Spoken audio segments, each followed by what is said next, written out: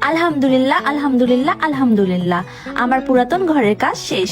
নতুন করে নিজের মতো করে এখন ঘরটাকে গুছিয়ে নিচ্ছি।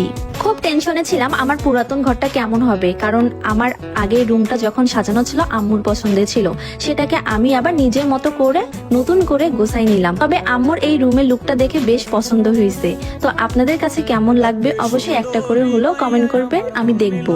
তো হ্যালো এভরিওয়ান, আসসালামু আলাইকুম। আরমিন পেজ থেকে ছোট্ট একটা ভিডিও নিয়ে আসলাম আপনাদের কাছে। আমার রুমে জিনিসপত্র সব বিছানো শেষ, এখন শুধু গোছানোর পালা। তো এখন আমি আস্তে আস্তে নিজের মতো করে গোছাচ্ছি। এই যে পর্দা লাগাচ্ছি, আর এই পর্দাটা আমি অনেক আগে কিনেছি, কিন্তু নতুন করে কিনা হয়নি, পরে কিনবো ভাবতেছি, তাই পুরাতনটাই লাগাই নিলাম। এই পর্দাটা রুমে খারাপ লাগতেছে না, ভালোই লাগতেছে। তো এখন আমি বিছানার চাদর বিছাবো। তো ওয়াটার প্রুফ একটা চাদর বিছাই নিলাম, এটা অনেক পছন্দের একটা আমার চাদর। আর এই চাদরটা আমি কোন পেজ থেকে কিনছি অবশ্যই ক্যাপশনে মেনশন করে দেব। চাদরটা ভিডিওতে যতটা সুন্দর লাগতেছে বাস্তবে তত বেশি সুন্দর। আপনারা যদি কিনে থাকেন অবশ্যই দেখতে পারবেন। যাই হোক, এখন এই ফাঁকা জায়গাটাই ভাবতেছি এই ফুলটা লাগাই দেই। রুমের ভিতর একটা ফুলের তোড়া থাকলে বেশি ভালো লাগে, তাই ভাবলাম একটা ফুলের তোড়া এখানে রেখে দেই। আর আমার ফুল অনেক পছন্দ, এই ফুলের তোড়াটা লাগিয়ে রুমটা আরো বেশি সুন্দর লাগতেছিল আমার চোখে। তো পড়াশোনা করার জন্য তো একটা টেবিল লাগবে, তাই না? আর টেবিলটা একদম সিম্পল হলে খুব ভালো হয়, তাই আমি একটা সিম্পল টেবিল আমার রুমের জন্য রেখে দিলাম।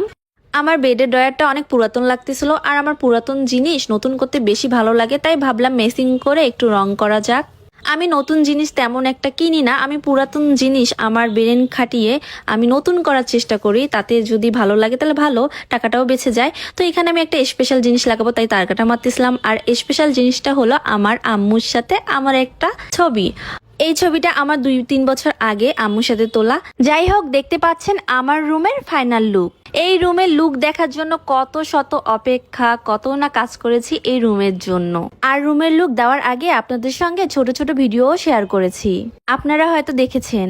সবাই চায় নিজের মনের মতো একটা গোছানো রুম থাকুক। বিশেষ করে মেয়েদের চাওয়া যে তার একটা নিজের মনের মতো সাজানো গোছানো রুম থাকুক, সেটা একান্ত নিজের। মেয়েরা রুম সাজাতে বেশি ভালোবাসে, সেটা বিয়ের আগে হোক আর বিয়ের পর। তো আমার পড়ার টেবিলের সামনে দেওয়ালটা একদম ফাঁকা লাগতেছে, ভাবতেছি এখানে একটা কিছু করব।